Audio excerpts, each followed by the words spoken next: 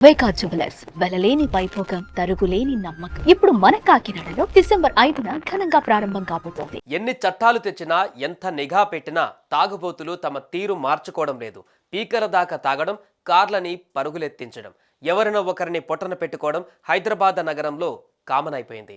తాజాగా పెళ్ళై ఓ ఏడాది కూడా దాటని ఓ జంట ఓ తాగుబోతు కారు ఓనర్ చేతిలో బలైన ఈ ఘటన ఈ పరిస్థితికి ప్రత్యక్ష సాక్ష్యంగా నిలుస్తోంది.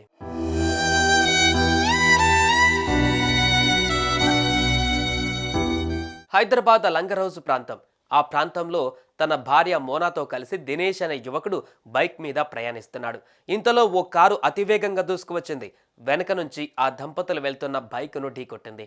దీంతో వారిద్దరూ ఎగిరి రోడ్డు మీద పడ్డారు. తీవ్ర గాయాల పాలయ్యారు. ఘటనా స్థలంలో కొద్ది క్షణాల్లోనే ప్రాణాలు విడిచేశారు. వారిని ఢీకొన్న కారు ముందుకు కదిలి ముందు వెళ్తున్న ఆటోను ఢీకొట్టింది. దీంతో ఆటోలో ప్రయాణిస్తున్న నలుగురు తీవ్ర గాయాల పాలయ్యారు. ఇక దినేష్ తన పుట్టినరోజు సందర్భంగా లంగర్ హౌస్లో ఉన్న మోనా ఇంటికి భార్యతో సహా వచ్చారు. ఇక అక్కడ సరదాగా గడిపి కేక్ కట్ చేసి ఆ తర్వాత భోంచేసి తన ఇంటికి వెళ్లేందుకు బైకులో భార్యతో సహా బయలుదేరారు. లంగర్ హౌస్ ప్రాంతంలో వారు ప్రయాణిస్తున్న సమయంలోనే ఆ మృత్యు వాహనం దూసుకువచ్చింది. వారిద్దరి ప్రాణాలను నిట్ట నిలువున తీసేసింది.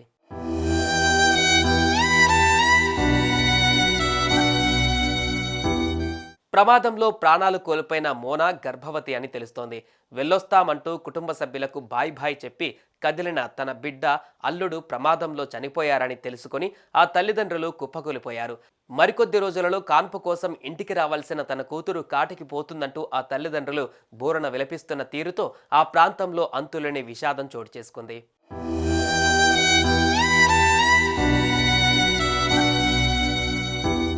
ఫుల్లుగా తాగి కారు నడిపి రెండు నిండు ప్రాణాలను బలికొన్న పవన్ అనే యువకుడిని స్థానికులు పట్టుకున్నారు. పోలీసులకు అప్పగించారు. ఈ యువకుడు వికారాబాద్ మండలం మోత్కూరుకు చెందినవాడుగా తెలుస్తోంది. తమ వ్యసనం కోసం జనాల ప్రాణాలు బలి తీసుకుంటున్న ఇలాంటి వారిని కఠినాతి కఠినమైన శిక్షలు పడేలా చట్టాలు సవరించాలంటూ నెటిజన్లు కామెంట్ చేస్తున్నారు.